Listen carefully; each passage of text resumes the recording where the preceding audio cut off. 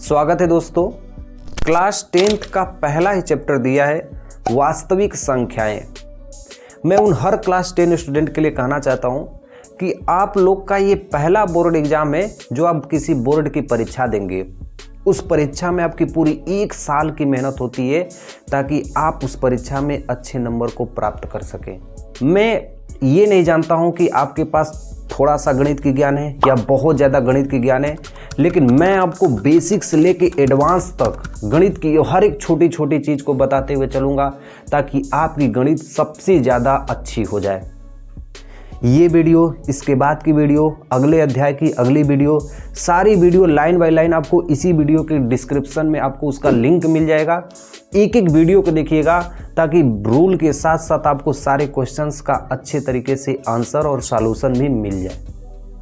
मैं इस वीडियो को एक रफ और पेन, ध्यान से देखिए, एक रफ और पेन, इन्हीं दोनों की सहायता से मैं आपको ये 7 क्वेश्चन पहले चैप्टर के हैं वो मैं बताऊंगा।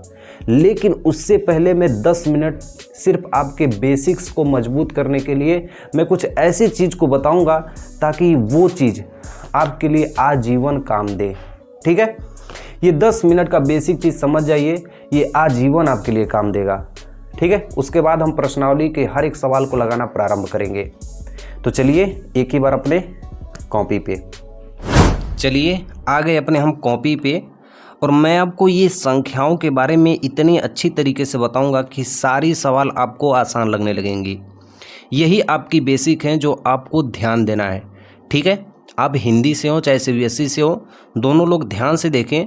संख्याओं को इंग्लिश में कहते हैं नंबर। ठीक है, संख्याएं 2 प्रकार की होती हैं, एक वास्तविक संख्या, एक काल्पनिक संख्या।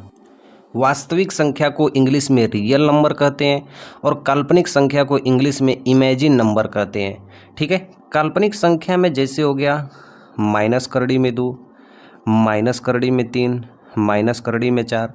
जिन संख्याओं की सिर्फ हम कल्पना कर सकते हैं उन संख्याओं को हम काल्पनिक संख्या कहते हैं। अब इसका कोई अस्तित्व तो नहीं होता है, जैसे माइनस करड़ी में 2, इसकी कोई वैल्यू नहीं होती, इसकी सिर्फ हम कल्पना कर सकते हैं। तो वह संख्याएं जिनकी हम कल्पना कर सकते हैं उसे काल्पनिक संख्या कहते हैं।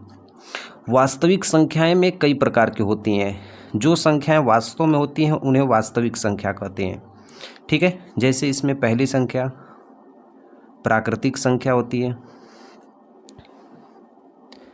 इसको हम कहते हैं नेचुरल नंबर। ठीक है, दूसरी संख्या पूर्ण संख्या होती है जिसे इंग्लिश में कहते हैं होल नंबर। ठीक है, तीसरी हमारी संख्या होती है परिमेय संख्या। मैं ऐसे स लिख दे रहा हूँ, आप लोग संख्या पूरा लिख दीजिएगा, जिसे इंग्लिश में कहते हैं रेशनल नंबर। फिर उसके बाद होती है अपरिमेय संख्या, जिसे हम इंग्लिश में कहते हैं इरेशनल नंबर। ठीक है, क्या होता है सबके बारे में मैं एक एक करके आपको बताऊंगा। यही आपकी बेसिक्स हैं। ठीक है, ध्यान से समझिएगा। फिर इसके बाद आती हैं सम संख्या, जिसे इंग्लिश में कहते हैं इवन नंबर। फिर उसके बाद आते हैं विषम संख्या, जिसे इंग्लिश में कहते हैं ऑड नंबर। ठीक है, फिर उसके बाद आते हैं पूर्णांक संख्या, जिसे कहते हैं इंटीग्रल नंबर, इंटीग्रल नंबर। ठीक है, उसके बाद आते हैं भाज्य, भाज्य संख्या, जिसे हम कहते हैं डिविजिबल नंबर, डिविजिबल नंबर। थोड़ा सा ऊपर कर दे रहा हूँ, ध्यान से देखिए इसको। फिर उसके बाद आते हैं भाज्य के बाद अभाज्य। ये सारी संख्याओं को मैं बता रहा हूँ एक ही बार में ताकि भविष्य में आजीवन तक कोई भी आपको दिक्कत ना हो। अभाज्य संख्या कहते हैं हम लोग प्राइम नंबर। ठीक है, और उसके बाद लास्ट जो हमारा है वो है सहभाज्य, सहभाज्य संख्या, जिसे कहते हैं को प्राइम नंबर, को प्राइम नंबर। ठीक है, देखिए इसको ध्यान से, मैं आपके सामने ये सारी चीज़ें संख्याएं बताया हूँ कि जो हमारी संख्याएं होती हैं वो दो प्रकार की होती हैं, एक वास्तविक संख्या है, काल्पनिक संख्या। लेकिन वास्तविक संख्याएं इतने प्रकार की होती हैं जो मैं आपको दिखा रहा हूँ यहाँ पे, ठीक है। तो मैं एक एक करके सभी संख्याओं को बताने जा रहा हूँ। इसको देखिए, जैसे देखिए जो प्राकृतिक संख्या होती है इसे नेचुरल नंबर कहते हैं और इसे n से प्रदर्शित करते हैं। जो प्राकृतिक संख्या होती है उसे n से प्रदर्शित करते हैं और ये संख्याएं 1 से प्रारंभ होती हैं, 1 2 3 4 5 और जाके अनंत तक रहती हैं। तो हम प्राकृतिक संख्या के उदाहरण को कर सकते हैं कि वे संख्याएं जो 1 से प्रारंभ होती हैं और अनंत तक होती हैं उसे प्राकृतिक संख्याएं कहते हैं। उसके बाद जो पूर्ण संख्या होती हैं, पूर्ण संख्याएं 0 से प्रारंभ होती हैं, ठीक। ये 1 से प्रारंभ होती हैं, ये 0 से प्रारंभ होती हैं और अनंत तक जाती हैं। इसके बाद बहुत सारे लोगों को ये दिक्कत होती है कि परिमेय संख्या क्या होती है। ध्यान से समझिए, परिमेय संख्या में P/Q के रूप में होती है। P/Q और ये Q का मान 0 नहीं होना चाहिए। सिंपल सा मेथड है दोस्तों, यही बस आपको समझना है कि संख्या बटा में होनी चाहिए लेकिन Q का मान 0 नहीं होना चाहिए। जैसे 3/4 ये परिमेय संख्या है, 7/11 परिमेय संख्या है, ठीक है। अगर मैं कहूँ कि 2/4 ये परिमेय संख्या है तो आप कहेंगे नहीं, क्यों? क्योंकि ये वैल्यू क्या होगी, कट जाएगी। अगर मैं कहूँ कि 4/0 ये परिमेय संख्या है, नहीं, क्योंकि जो नीचे की वैल्यू क्या है, 0। तो जो नीचे की वैल्यू है ये वो 0 नहीं होना चाहिए और वह बटा के रूप में होना चाहिए और कटना भी नहीं चाहिए। तो उसे हम कौन संख्या कहते हैं, परिमेय संख्या, ठीक है। अपरिमेय संख्या वह संख्या जिसके करड़ी के अंतर्गत अभाज्य संख्या होती हैं। कौन सी संख्या होती है, अभाज्य संख्या। करड़ी में 3, करड़ी में 7, करड़ी में x+7 हो गया। तो ये सब क्या संख्या होती है, अभाज्य संख्या होती है। तो वह संख्या जिसके रूट में अभाज्य संख्या होती है उसे क्या कहते हैं, अपरिमेय संख्या। या इसे इसका उल्टा भी कर सकते हैं कि जो संख्याएं P/Q के रूप में न हो, जो संख्या P/Q के रूप में न हो उसे अपरिमेय संख्या कहते हैं। अगला देखिए, जो सम संख्या है इसे इवन नंबर कहते हैं। सम संख्या यानी वह संख्या जो 2 से कट जाए, वह संख्या जो 2 से विभाजित हो जाए, 2 से विभाजित हो जाए, ठीक है। जो संख्याएं 2 से विभाजित हो जाती हैं उसे हम सम संख्या कहते हैं। जैसे एग्जाम्पल्स में 2 4 6 8 10 ये सब 2 से विभाजित हो जाएंगे, इसलिए ये सम संख्या है। विषम संख्या ठीक इसका उल्टा होता है, जो 2 से विभाजित न हो, 2 से विभाजित न हो उसे हम विषम संख्या कहते हैं। जैसे 1 हो गया, 3 हो गया, 7 हो गया, 11 13, तो ये सब संख्याएं 2 से विभाजित नहीं होंगी, इसलिए इन्हें हम विषम संख्या कहते हैं। फिर देखिए पूर्णांक संख्या, वे संख्याएं जिन्हें संख्या पद्धति पर प्रदर्शित कर सकते हैं, संख्या पद्धति पर। जैसे अब देखें ना, -3 -2 -1 0 1 2 3। मैं आपको इतना छोटा में इधर लिख भी दे रहा हूँ, इधर एग्जाम्पल्स भी दे रहा हूँ, ताकि बस आपको समझ में आ जाए कि कौन सी संख्या कैसी होती है। मेरे बातों को समझ के आप इनके परिभाषा को लिख दीजिएगा, ठीक है। भाज्य संख्या किसे कहते हैं, वह संख्याएं जो 1 से कटे, स्वयं से कटे और किसी संख्या से कट जाए उसे भाज्य संख्या कहते हैं। जैसे देखिए एग्जाम्पल्स में मैं आपको दे रहा हूँ, जैसे 9 हो गया, तो 9 क्या है, 9 1 से कटेगा, स्वयं से कटेगा और भी किसी अन्य संख्या से कट जाएगा, इसलिए इसे क्या कहते हैं, भाज्य संख्या। तो भाज्य संख्या किन्हें कहते हैं, वे संख्याएं जो 1 से कटे, स्वयं से कटे और किसी संख्या से कट जाए उसे भाज्य संख्या कहते हैं। अब जैसे यदि 15 है तो 1 से कटेगा, 15 से कटेगा, लेकिन 3 से भी कटेगा, 5 से भी कटेगा। तो वह संख्या जो 1 से कटे, स्वयं से कटे और भी किसी संख्या से कट जाए उसे भाज्य संख्या कहते हैं। 11 रहेगा तो 1 से कटेगा, स्वयं से कटेगा, इसलिए यह भाज्य संख्या नहीं होती है। यह कौन सी संख्या हो जाएगी, अभाज्य संख्या।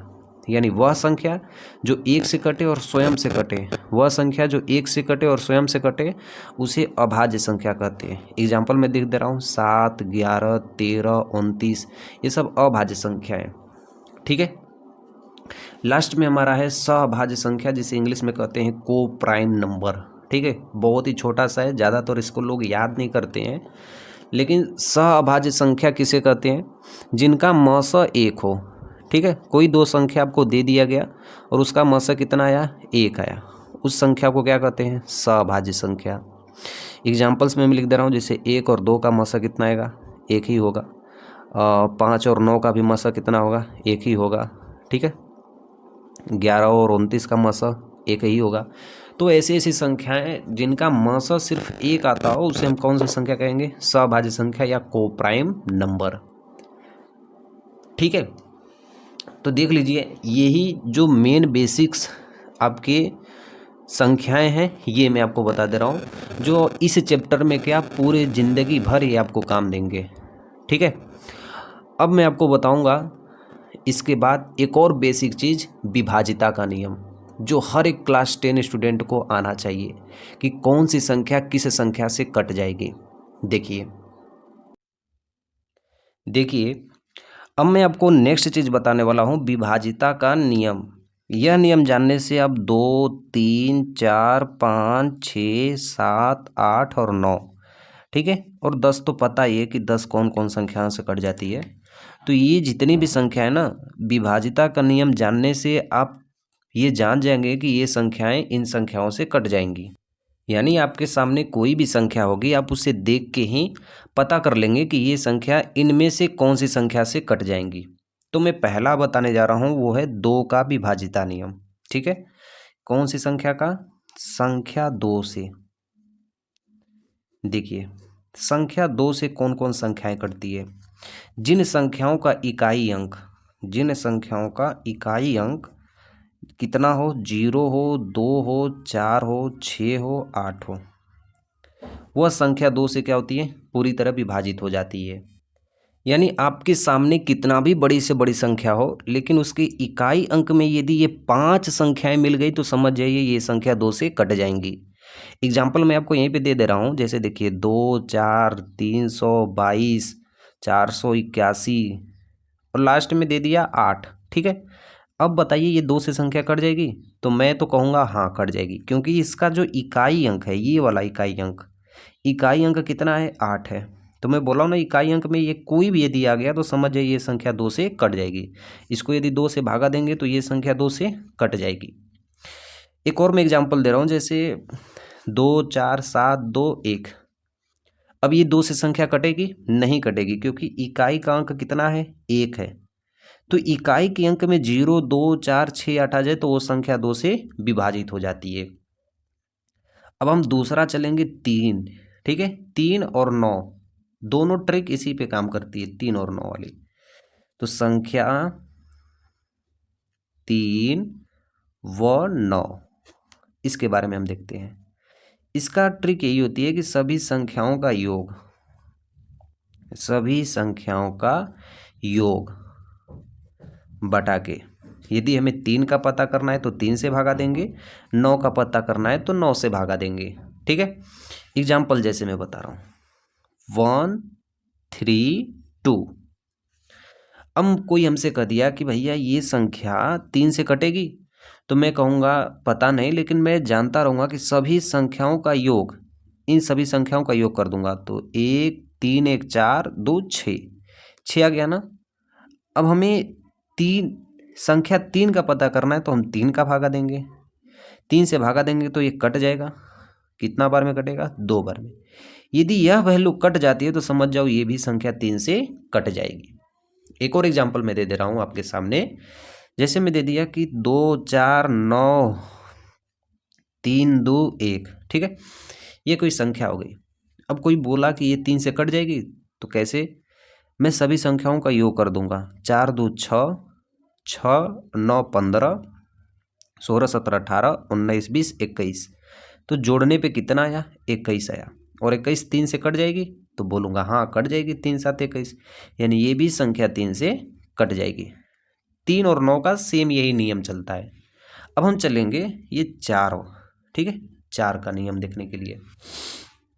देखिए संख्या 4, देखिए अब संख्या 4 को हम देखते हैं, अंतिम के 2 पद 4 से विभाजित हो जाएं। लिख दे रहा हूं मैं, नोट्स बनाने में आपके काम आएंगे। अंतिम के 2 पद 4 से विभाजित हो जाएं। अब सोचो क्या चीज़ है ये, विभाजित हो जाए। ठीक है, लास्ट के दो पद कोई भी संख्या हो गई, कितना भी बड़ी से बड़ी हो, मैं लिख दे रहा हूँ कोई भी संख्या, 2 8 9 2 3 5 8 2 4। अब बोलो कि ये संख्या 4 से विभाजित हो जाएगी, मुझसे पूछोगे तो मैं कह दूंगा हाँ। क्यों?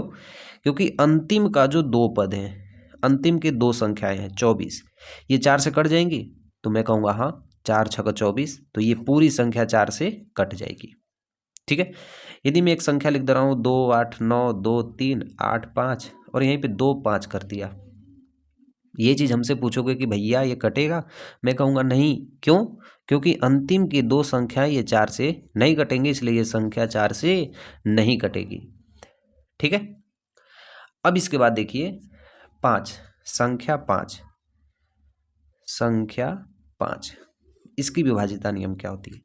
जिन संख्याओं का इकाई अंक 0 और 5 होता है, जिन संख्याओं का इकाई अंक 0 और 5 होता है, मैं लिख दे रहा हूँ। अब ये जैसे हो गया कि 900 725, तो ये संख्या 5 से विभाजित है, हाँ, क्योंकि इकाई अंक कितना है? 5 है। अगर ये कोई दिया 730, ये संख्या 5 से विभाजित है, हाँ, विभाजित है। 714 5 से विभाजित है, नहीं, क्योंकि इकाई अंक 0 और 5 होना चाहिए, तो भी वही संख्या 5 से विभाजित होगी। अब देखिए संख्या 5 तक तो हम लोग निकाल लिए, अब संख्या 6 की ओर देखते हैं। ये जो मैं ट्रिक बता रहा हूँ दोस्तों ना, ये आगे जितना भी सवाल पढ़ेंगे, जितने भी जीवन, आजीवन या पूरी जीवन तक ये काम देगा आपको। ठीक है, 6 देखिए, 6 से हम कैसे प्राप्त कर सकते हैं कि ये संख्याएं कट जाएंगी? जो संख्याएं 2 व 3 से कट जाए, ठीक है, जो संख्या 2 व 3 से कट जाए वह संख्या 6 से भी कट जाती है। एग्जाम्पल मैं आपको सामने लिख दे रहा हूँ, एक एग्जाम्पल जैसे 36, तो 6 चाह के 36, ये मैं जानता हूँ कि 36 कट जाती है, लेकिन यह 36 को अगर हमें ज्ञात करना हो तो ये 2 से भी कट जानी चाहिए, 3 से भी कट जानी चाहिए, तो हम समझ जाएंगे कि 6 से भी संख्या कट जाएगी। एक और एग्जाम्पल ले रहा हूँ, 299 375 784 2। अब ये 6 से कटेगी। अब ये आपको दिमाग लगाना है, ये संख्या 2 से कट जाएगी, तो मैं कहूँगा हाँ, 2 से तो संख्या कट जाएगी। अब ये संख्या 3 से कटेगी कि नहीं कटेगी? तो सभी संख्याओं को जोड़ लेता हूँ, 9 9 18 2 20 3 23 7 30 5 35 7 42 8 50 4 54 55 56, 56 3 से कटेगा, काट के देख लेते हैं, 3 1 कम 3 और 3 8 24, बच गया। यानी ये संख्या 3 से नहीं कटी, लेकिन 2 से संख्या क्या हुई? कट गई। दोनों से कट जाएगी तभी वह संख्या 6 से क्या होगी? विभाजित होगी। तो आप इसको देख लीजिएगा। मैं आपको संख्या 7 के बारे में बता रहा हूँ। संख्या 7 का देखिए, संख्या 7 को देखो मेरे दोस्त, संख्या 7 है कि इकाई के अंक का 2 गुना करके घटा दें। इकाई के अंक को 2 गुना करके संख्या से घटा दें। इसको नोट्स कर लीजिएगा, बहुत इंपॉर्टेंट चीज़ है। एग्जाम्पल जैसे दे रहा हूँ, 371 है और आप पूछ दिए कि भैया ये संख्या 7 से कटेगी, तो मैं कहूँगा हाँ। अब कैसे कटेगी? इकाई का अंक का 2 गुना। कैसे? ये तो 37 में लिख दे रहा हूँ, जो इकाई का अंक है 1 है ना, 1 का 2 गुना, 1 का 2 गुना कितना होता है? 1 का 2 गुना कर देंगे तो इसमें 2 का गुणा करेंगे, जो प्राप्त संख्या होगी उस मेन संख्या में से क्या घटा देंगे। यानी 37, 2 1 कम 2, 37 में से 2 घटेगा तो कितना बचेगा? 35। 35 7 से कट जाएगी ना, यानी ये संख्या 7 से कट जाएगी। मैं एक और एग्जाम्पल आपको दे रहा हूँ, जैसे 934, ठीक है। अब कहेंगे कि ये संख्या 7 से कटेगी, तो मैं कहूँगा कि इसका इकाई का अंक का 2 गुना कर दें।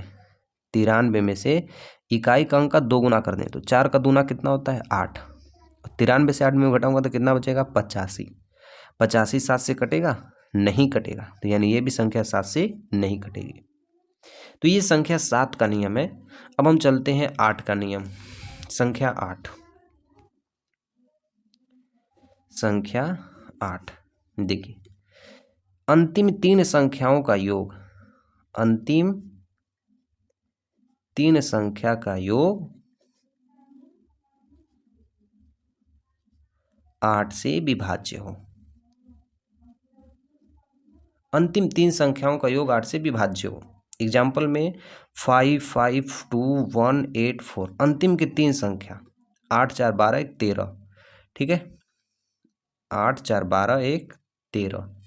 सॉरी, यहाँ पे 4 है तो अंतिम तीन संख्याओं को जोड़ दे रहा हूँ। 4, 4, 8, 8, 16। तो लास्ट की संख्या कितनी आई? 16। और 16 8 से कट जाएगी, यानी ये संख्या 8 से कट जाएगी। एक और संख्या मैं आपको दे रहा हूँ 5, 7, 3, 1, 2, 3। लास्ट के तीन डिजिट को जोड़ते हैं, 3, 2, 5, 1, 6। तो 6 क्या होगा? 8 से कटेगा? नहीं कटेगा, यानी ये संख्या 8 से विभाजित नहीं है। ठीक है, बाकी 9 का बता दिया हूँ। और संख्या 10 तो भाई सबसे आसान मैं मानता हूँ, क्योंकि 10 में क्या होता है कि लास्ट में कितना होना चाहिए? 0। जिस संख्या के इकाई में 0 हो उस संख्या को 10 से विभाजित हो जाना चाहिए। होगा ही होगा यार। ठीक है, इसको अब देख लीजिएगा। तो अब हम चलते हैं अपने प्रश्नावली की ओर। एक एक सवाल को मैं बता रहा हूँ, एकदम स्टेप बाय स्टेप देखिएगा, ताकि आपको भी पूरी अच्छी तरीके से समझ में आ जाए। ठीक है, चलिए तो चलिए हम लोग प्रश्नावली 1.1 लगाना स्टार्ट करते हैं। यह जो सवाल दी है, यदि आपके पास पुरानी बुक है तो इसमें दूसरे चैप्टर में दिया होगा। मैं नई सिलेबस से पढ़ा रहा हूँ, क्योंकि एग्जाम में नई सिलेबस से ही क्वेश्चन आएंगे। ठीक है, तो 1.1 की पहली सवाल दिया है कि निम्नलिखित संख्याओं को अभाज्य गुणनखंडों से गुणनफल के रूप में व्यक्त कीजिए। यानी इंग्लिश में इसको कहते हैं कॉमन फैक्टर निकालना या गुणनखंड करना। तो मैं आपको पहला बता रहा हूँ 140 या 140। देखिए पहला, देखिए दिया है हमारे पास 140। ठीक है, अब इसका हम करेंगे अभाज्य गुणनखंड करने पर। ऐसे हम लिखेंगे अभाज्य गुणनखंड करने पर। कैसे कॉमन फैक्टर किया जाता है वो चीज़ ध्यान से देखिए। यदि मुझे 140 का करना है तो ऐसे कर देंगे, विभाजिता का नियम इसी में लगेंगे। हम सबसे छोटी संख्या से पहले भाग देंगे, तो 140 को सबसे छोटी संख्या 1 को छोड़कर 2 होगा, 2 से इसको भाग देंगे तो 2 से ये संख्या कट जाएगी। ठीक है, विभाजिता के नियम से 70 बार में कट जाएगी। ठीक है, 7 दूना के 14। फिर भी ये 2 से कट जाएगी, फिर इसको काटेंगे 35 बार में कटेगी। अब ये संख्या 2 से नहीं कटेगी, 5 से कटेगी, 5 7 35। अब ये 7 सिर्फ 7 से ही कट सकती है। तो ये जो वैल्यू निकली है, इसी को अच्छे तरीके से लिखने से ही हमारा पहले का आंसर प्राप्त हो जाएगा। देखिए अब इसके बाद हम संख्या को लिख देंगे 140, और ये जितनी भी संख्या हैं सभी संख्याओं को मल्टीप्लाई के रूप में लिख देंगे, जैसे 2 गुणे 2 गुणे 5 गुणे 7। सिर्फ यही लिख देने के बाद यही आपका क्या कहलाएगा? आंसर। ठीक है, अब देखिए इसके बाद पहला हो गया। मैं दूसरा बता रहा हूँ, सेम प्रोसेस वही करना है। अब मुझे अगर 156 का निकालना है तो इसको रूल बाय रूल हम लिखेंगे 156 का अभाज्य गुणनखंड करने पर। ठीक है, अभाज्य गुणनखंड करने पर ऐसे लिख देंगे, और 156 है तो 156 ऐसे लिख के हम ऐसे बना देंगे। ठीक है, अब इसका हम हल करेंगे। सबसे पहले विभाजिता के नियम से, ये अंतिम में 6 है तो ये तो 2 से कट जाएगी, 2 7 14, 2 8 16। फिर ये 2 से कटेगी संख्या, 2 3 6, 2 9 18, 39 3 से कट जाएगी, तो 13 3 39 होता है। फिर उसके बाद 13 सिर्फ 13 से ही कट सकता है। ठीक है, अब इसका जो 156 का अभाज्य गुणनखंड आया वो कितना आया है? 156 बराबर हम लिख सकते हैं 2 गुणे 2 गुणे 3 गुणे 13। ठीक है, तो एक प्रकार से एक कॉमन फैक्टर होते हैं किसी भी संख्या को निकालने के लिए। उसी तरह देखिए हम तीसरा वाला हल करेंगे 3825। ठीक है, तीसरा वाला देखिए 3825, थोड़ा सा ऊपर कर दे रहा हूँ, 3825। सेम चीज वही लिखेंगे, अभाज्य गुणनखंड करने पर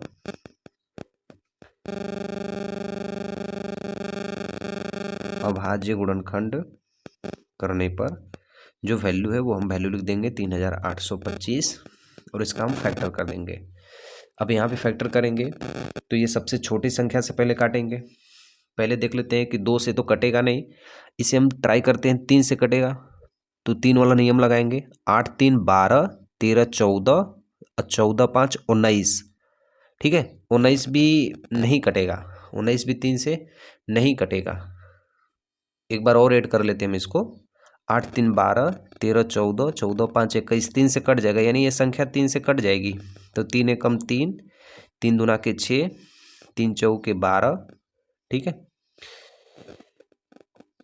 3 साते 21 7, फिर 3 साते 21 7, 1 मिनट। और यहाँ पे 1 बचेगा, ये 5 है, तो 3 5 15, यानी 1275 बार में ये कट गई। फिर ये वैल्यू 3 से कट जाएगी, 3 चौके 12, 3 दूना के 6, 3 5 15। ठीक है, अब ये वैल्यू 3 से नहीं कटेगी, 5 से कटेगी। 5 8 40, 50 25। इसको आप भाग दे के धीरे धीरे करते रहिएगा। फिर ये कटेगा 5 से, 13 5 85, फिर 13 लास्ट बार पे कट जाएगा। ठीक है, अब इसका अभाज्य गुणनखंड लिखने के लिए 3825 के बराबर हम इन सारी वैल्यू को लिख सकते हैं। बहुत आसान है, 5 गुणे 5 गुणे 13। तो ऐसे करके आप एक एक चीज़ को आप लिख सकते हैं। ये बहुत ही आसान और बहुत ही सिंपल सा है।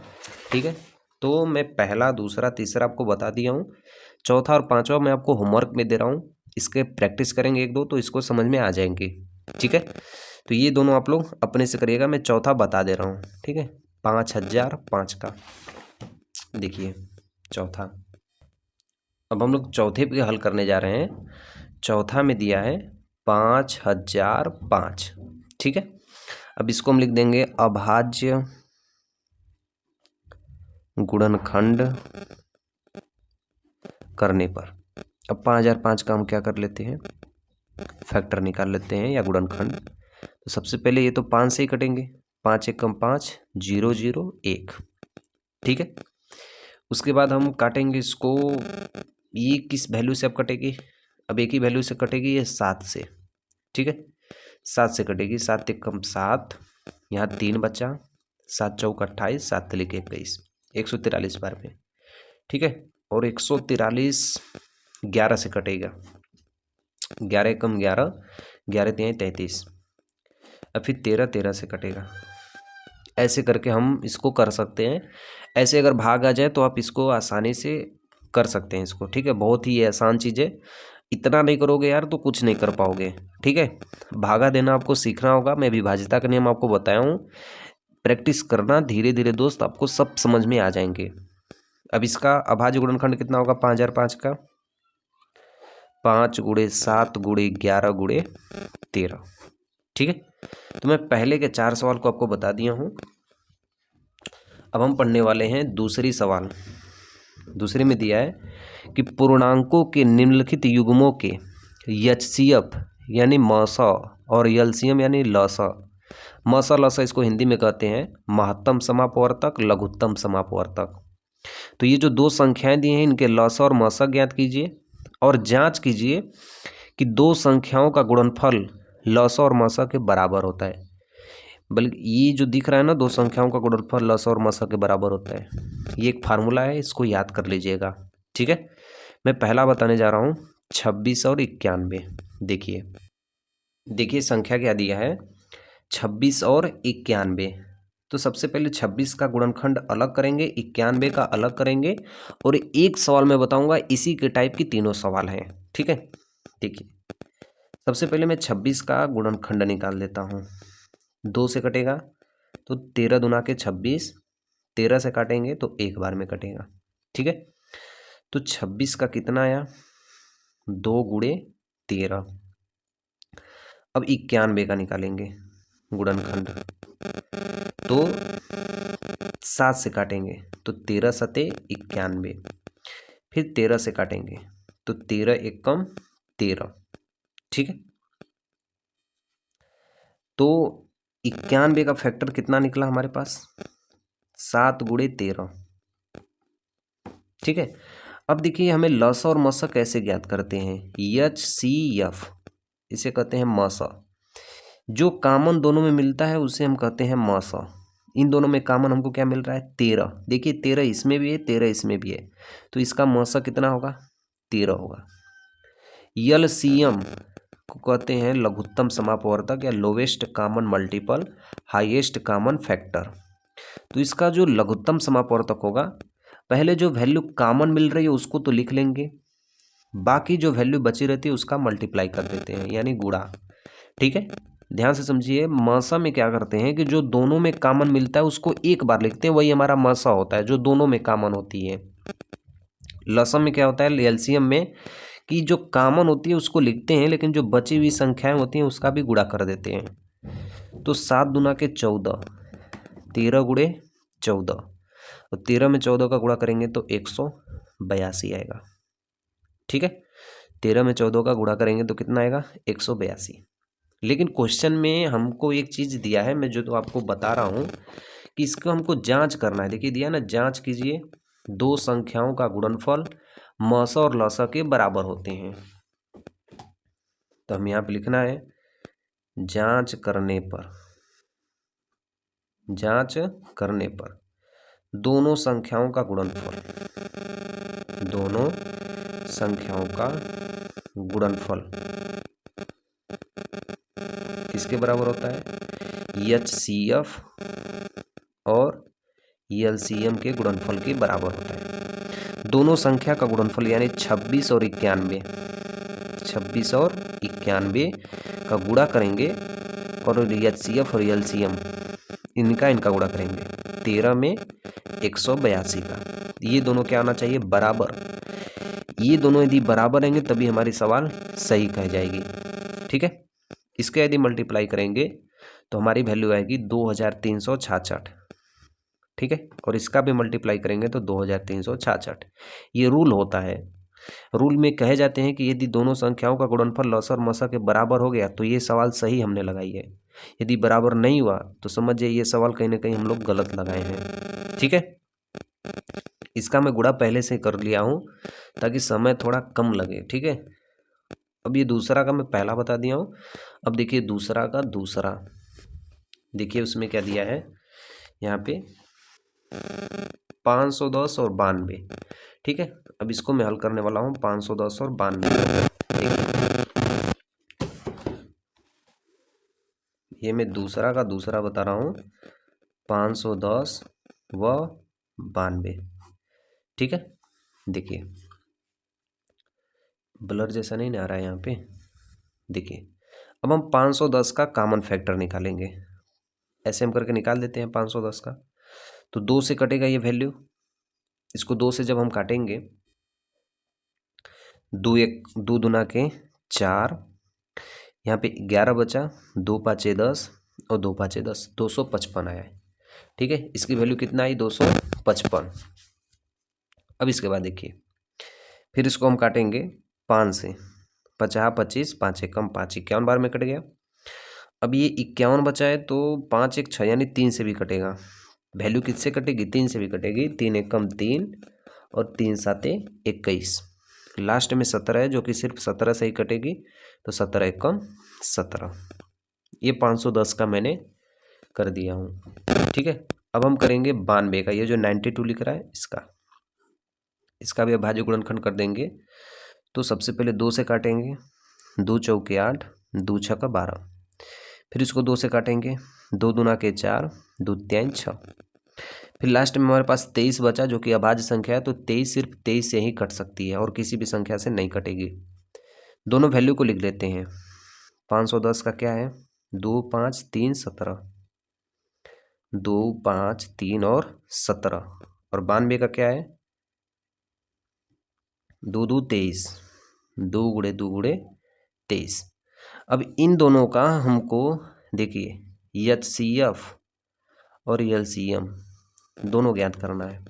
बहुत ही आसान है, मैं एक ही बार देखिए बता रहा हूँ। इसका कॉमन इसमें क्या मिल रहा है, सिर्फ और सिर्फ 2 मिल रहा है। देखिए कॉमन क्या मिल रहा है 2 मिल रहा है, बाकी कुछ भी कॉमन नहीं मिल रहा है। तो इसका मासा कितना हुआ 2। ठीक है, ठीक है। अब इसका एलसीएम, एलसीएम कितना हुआ, जो कॉमन मिल रही है उसको तो हम एक बार लिखेंगे, लेकिन जो बची हुई संख्याएं हैं जैसे 5 3 17, 5 गुणे 3 गुणे 17 गुणे फिर 2 गुणे 23, ये हम अलग से हल करेंगे। हल कर देते हैं, 2 5 10, 10 तिहाई 30, 30 दूना के 60, 60 गुणे 17 गुणे 23, ठीक है। इसको जब हम हल करेंगे, मल्टीप्लाई मैं कर चुका हूँ पहले से ही, 23 460, आप इसका मल्टीप्लाई कर लेंगे ना, 60 में 17 का गुणा करना है, 17 में 23 का गुणा करना है, ठीक है। लस और मस देखिए ज्ञात हो जाएंगे, लस और मस बहुत ही आसान चीज़ें, फैक्टर निकाल दीजिए, जो कॉमन मिल रहा है वो मस, और कॉमन लेने के बाद जो बची हुई संख्याओं का गुणा कर देंगे तो वहाँ पे लसम मिल जाएंगे, ठीक है, एलसीएम। अभी लसम मस हो गया, अब हमें ये फार्मूला प्रूफ भी करना है, दर्शाना भी है। दोनों संख्याओं का गुणनफल यहाँ से देखेंगे, जांच करने पर दोनों संख्याओं का गुणा, यानी 510 में 92 का गुणा करेंगे, ये वैल्यू उतनी ही आनी चाहिए जितना लस और मस का गुणा करने पर, यानी 2 गुणे 23 460, इसका गुणा करने पर। अब इसका हम गुणा कर देते हैं, 510 में 92 का गुणा करेंगे तो 46,920 आएगी, और इसका भी गुणा करेंगे तो 46,920 आएगी, यानी दोनों वैल्यू बराबर होगी, यानी जो लसम मस हमने किया है ये क्या है, सही है, ठीक है। अब इसके बाद की जो ये तीसरी सवाल है, ये मैं होमवर्क में दे रहा हूँ, इसको आप कर लीजिए। मैं तीसरा सवाल बताने जा रहा हूँ, अभाज्य गुणनखंड विधि द्वारा निम्नलिखित पूर्णांकों को एचसीएफ और एलसीएम ज्ञात कीजिए। तो देखिए ये जो नियम है ना, दो संख्याओं का गुणनफल, ये वाला जो नियम है सिर्फ दो संख्याओं के लिए ही काम आते हैं, तीन संख्याओं के लिए ये नियम काम नहीं आते हैं। मैं आपको तीसरा का पहला बता रहा हूँ, ये वाले सवाल मैं आपको होमवर्क में दिया हूँ, कर लीजिएगा तो कमेंट में बता दीजिएगा, ठीक है। तीसरा का पहला 12 15 और 21, ठीक है। तो हमारे पास तीन संख्याएं हैं और इन संख्या का एचसीएफ और एलसीएम निकालना है, तो 12 का अलग, 15 का अलग और 21 का अलग फैक्टर निकालेंगे, ठीक है। पहले मैं 12 का निकाल लेता हूँ। 12 का क्या होगा, 2 6 12, 2 3 6, 3 1 3, तो 12 का क्या निकला, 2 गुणे 2 गुणे 3, हम ऐसे लिख दिए 12 का। फिर उसके बाद हम किसका निकालेंगे, 15 की वैल्यू को निकालेंगे। 3 5 15, 5 1 5, तो 15 की वैल्यू क्या आई, 3 गुणे 5, 3 गुणे 5 ऐसे हम लिख देंगे। फिर उसके बाद लास्ट में क्या है, 21, अब 21 कॉल करेंगे तो 3 7 21, 7 1 7, तो 21 का फैक्टर कितना हुआ, 3 गुणे 7, 3 गुणे 7। अब हमें दो ही चीज़ इसमें ज्ञात करना है, वो है एचसीएफ, ठीक है, और एलसीएम, प्रूफ नहीं करना है तीसरे सवाल में, ठीक है। तो एचसीएफ किसे कहते हैं, जो तीन सब में कॉमन मिले, चाहे यहाँ पे 3 बार दिया हो चाहे 4 बार दिया हो, सब में कॉमन मिले, तो इसमें भी 3 है, इसमें भी 3 है, इसमें भी 3 है, देखिए ऐसे 3 है ना, तीनों में मिल रहा है, तो इसका एचसीएफ कितना हो गया, 3। एलसीएम कितना होगा, जो कॉमन है उसको एक बार हम लिखेंगे, बाकी जितने भी संख्या बचे हैं उसको लिख देंगे, 2 गुणे 2, 5 गुणे 7, समझ में आ रही है ना। तो 3 दूना के 6, 6 दूना के 12, 12 5 60, 6 7 42, यानी 420।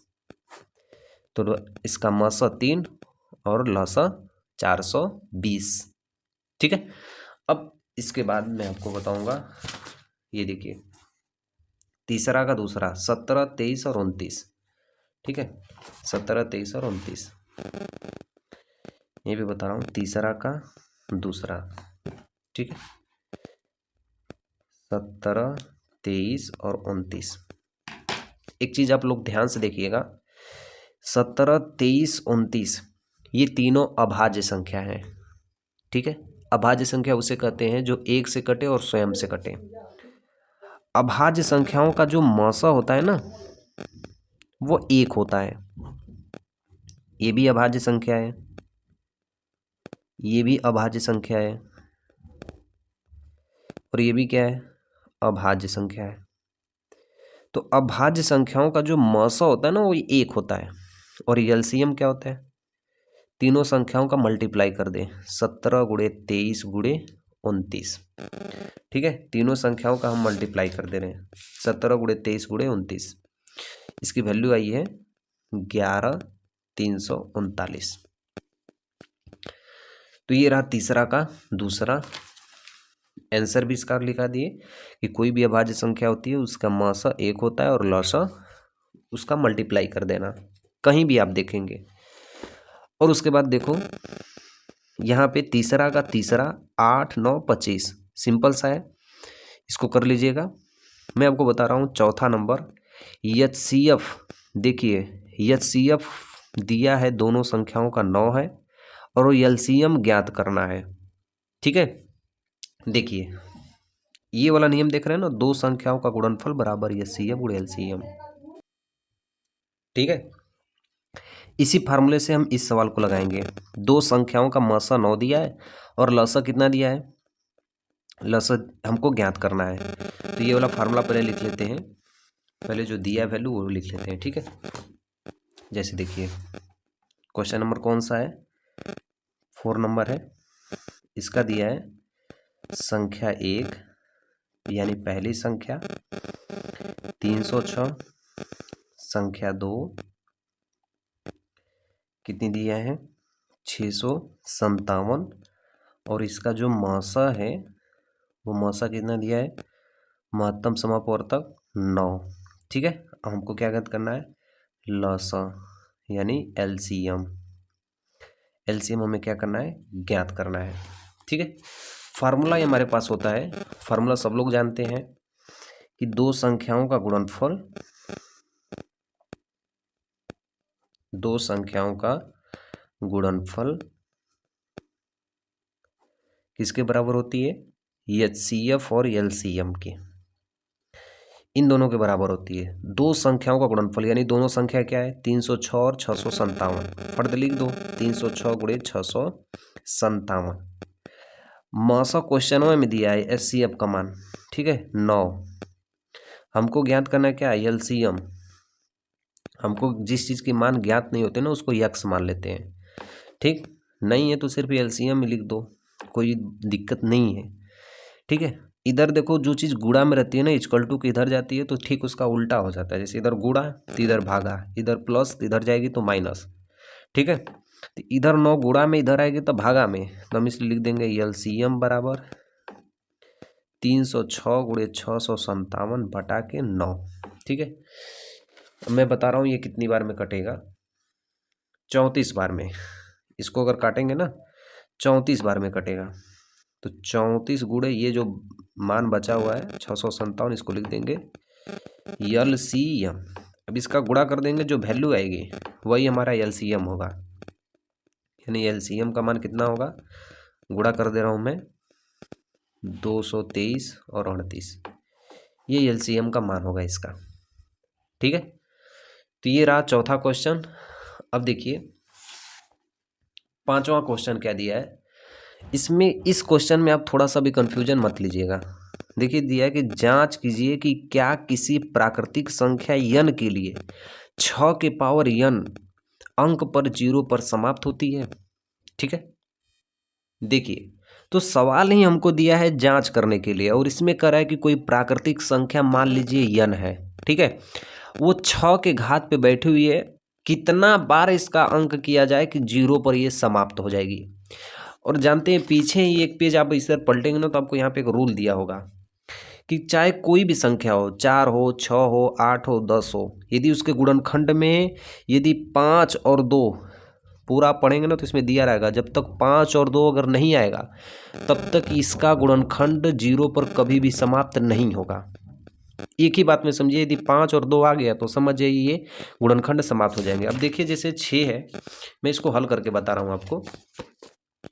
ठीक है, देखिए जो संख्या दिया है ना वो 6 के पावर n है। 6 के पावर कितना है, n है। यदि हम 6 का यदि फैक्टर निकाले तो 2 तिहाई 6 और 3 एकम 3, और हमें किसी भी संख्या को 0 पर समाप्त करने के लिए 5 और 2 होना चाहिए गुणनखंड के लिए। लेकिन इसके गुणनखंड में हमको क्या मिला है, 2 तो मिला है लेकिन 5 हमें नहीं प्राप्त हुआ है। तो इसलिए हम लिख सकते हैं कि 6 का गुणनखंड, 6 का गुणनखंड करने पर यह 2 गुणे 5 के रूप का नहीं है, 2 गुणे 5 के रूप का नहीं है, नहीं है। अतः यह कभी भी 0 पर समाप्त नहीं होगी, अतः यह 0 पर कभी भी समाप्त नहीं होगी। यदि 6 के पावर n है, 4 के पावर n है, 8 के पावर n है, तो ये सब 0 पे कभी भी समाप्त नहीं होंगी, क्योंकि इनका गुणनखंड करेंगे तो 2 गुणे 5 के क्रम में आएगा ही नहीं। यदि वही 10 के पावर n रहता तो ये एक ही बार में इसका 0 बार में ही इसका मान हो जाता, यानी 10 के मान के बराबर हो जाता। ठीक है, तो ये मान को हम इस तरह लिख सकते हैं, यही हमारा क्या होगा, इसका आंसर होगा। ठीक है, अब इसके बाद चलिए देखिए अगले क्वेश्चन की ओर चलते हैं। दिया है 6वां में कि व्याख्या कीजिए कि ये वैल्यू और ये वैल्यू भाज्य संख्याएं क्यों हैं। मैं आपको भाज्य संख्या बताया हूं कि भाज्य संख्याएं वे संख्याएं होती हैं जो एक से कटे, स्वयं से कटे और किसी संख्या से कट जाए, इसलिए वो भाज्य संख्या कहलाती हैं। 6वां सवाल है, अब इसे मैं हल करता हूं। ठीक है, 11 सते 77 गुणे 13 प्लस 13, 77 में 13 का गुणा करूंगा तो 1001 होगा प्लस 13, और 1001 में 13 जोड़ दूंगा तो कितना हो जाएगा, 1014। अब यह जो संख्या हमें प्राप्त हुई है, यह संख्या भाज्य क्यों है, यही ना हमें बताना है कि भाज्य क्यों है। ये हल मत कर देना दोस्तों, मैं आपको समझा रहा हूं कि यह भाज्य क्यों है, क्योंकि यह संख्या 1 से भी कटेगी, स्वयं से भी कटेगी और यह 2 से भी कट जाएगी, इसलिए यह संख्या क्या है, भाज्य। तो इसलिए लिख सकते हैं कि यह संख्या 1 से, स्वयं से और अन्य 2 संख्या से विभाजित हो रही है। थोड़ा जल्दी जल्दी लिख रहा हूँ, कोई मीनिंग गलती हो जाएगी तो अपने से कर लीजिएगा। विभाजित हो रही है, इसलिए यह भाज्य है, इसलिए यह भाज्य है। ठीक है, सिंपल सी बात है। अब इसकी 6वां में ये तो पहली वैल्यू दिया है, इसके बाद भी और करके दिया है, मैं उसको बता रहा हूँ। देखिए अब दूसरा मान क्या दिया है, दूसरा मान जो दिया है 7 गुणे 6 गुणे 5 गुणे 4 गुणे 3 गुणे 2 गुणे 1। ठीक है, ये वैल्यू दिया है, तो इसको लास्ट में +5 कर दिया है। इसको भी बताना है कि भाज्य क्या है, तो 2 1 कम 2 3 6 चौके 24 और 24 5 120, 120 यहाँ तक का गुणा किया हूँ तो 120 हुआ है, गुणे ये 6 और 7 अलग से लिख देता हूँ और +5, 7 छंग 42, और 42 में 120 का गुणा करूँगा तो 50 40 होगा, और प्लस ये 5, इसको हल करूँगा तो 50 45 होगा। ठीक है, अब ये भाज्य क्यों है, इसलिए भाज्य है कि वह 1 से भी कटेगा, स्वयं से भी कट जाएगी ये वैल्यू, और ये 5 से भी संख्या कट जाएगी, इसलिए सेम यही वाला चीज़ इसमें भी लिखना है। बस यहाँ पे 2 है तो यहाँ पे आपको, यहाँ पे जब ये लिखेंगे तो कितना लिख देंगे, यहाँ पे 5 लिख देंगे। नेक्स्ट क्वेश्चन देखिए, जो लास्ट क्वेश्चन है 7 नंबर के, किसी खेल के मैदान के चारों ओर एक वृत्ताकार पथ है। ठीक है, कोई खेल का मैदान है और उसके वृत्ताकार पथ है, इस मैदान का एक चक्कर लगाने में सोनिया को 18 मिनट लगते हैं। सोनिया नाम की एक लड़की है जिसे एक चक्कर लगाने में 18 मिनट लगते हैं, जबकि इसी मैदान का एक चक्कर लगाने में रवि को 12 मिनट लगते हैं, और एक रवि नाम का लड़का है जो उस मैदान का चक्कर लगा रहा है तो उससे 12 मिनट लगते हैं। मान लीजिए वो दोनों एक ही स्थान से एक ही समय पे चलना प्रारंभ करते हैं। ठीक है, एक ही स्थान से यदि चलना प्रारंभ करते हैं तो कितने समय बाद वह पुनः प्रारंभिक स्थान पे मिलेंगे। देखिए, इसलिए मैं कहता हूँ कि कोई भी सवाल है दोस्त उसको पूरा पढ़िए। ये मैं 7वां का बता रहा हूँ। ठीक है, लास्ट, किसी खेल का मैदान है, मैं खेल के मैदान को बना ले रहा हूँ ऐसे ही। ठीक है, पूरा इसका हुलिया निकाल लो, मान लो कहीं स्टार्टिंग पॉइंट है यहाँ पे। ठीक है, यहाँ पे दो लोग हैं, एक है सोनिया और एक है हमारे, दूसरा नाम किनका है, एक है सोनिया और दूसरा नाम है रवि नाम है। सोनिया को 18 मिनट लगते हैं और रवि को 12 मिनट।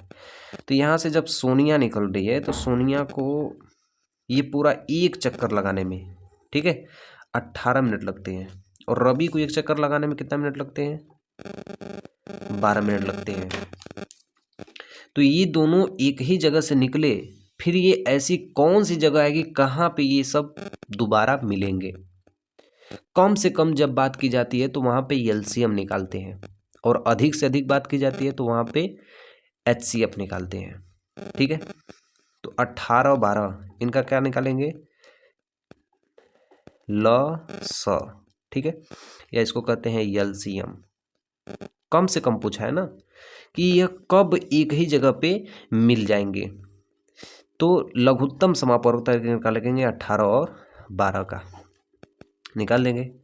2 9 18, 2 6 12, ठीक है। फिर 2 से काटेंगे तो 2 3 6 और 9 तो कटेगा नहीं।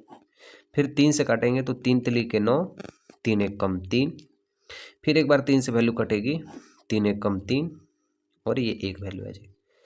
अब ये जो वैल्यू लिखी है ना, इसको हम लिख लेते हैं 2 गुणे 2 गुणे 3 गुणे 3, 2 दूना के 4, 4 3 12, 12 3 36। आंसर कितना आया, 36 मिनट। यानी दोनों लोग यहाँ से स्टार्टिंग होके भागना प्रारंभ किया या चलना प्रारंभ किया ना, 36 मिनट बाद ये जाकर कहीं ना कहीं आपस में एक जगह मिल जाएंगे ये लोग।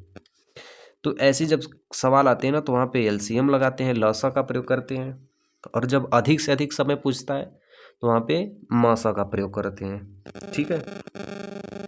डिस्क्रिप्शन में जाना, नेक्स्ट वीडियो आपको मिल जाएगी, या नीचे स्क्रॉल करना, चैनल का नाम भी डाल देना तो नेक्स्ट वीडियो मिल जाएगी अगले चैप्टर की। चैनल को सब्सक्राइब कर देना, ठीक है। मिलते हैं नेक्स्ट वीडियो में, तब तक के लिए आपको जय हिंद। और जो सवाल बताया हूँ उसको एक बार रिपीट कर लेना और पढ़ भी लेना अच्छे से मेरे दोस्त, ठीक है। बाय।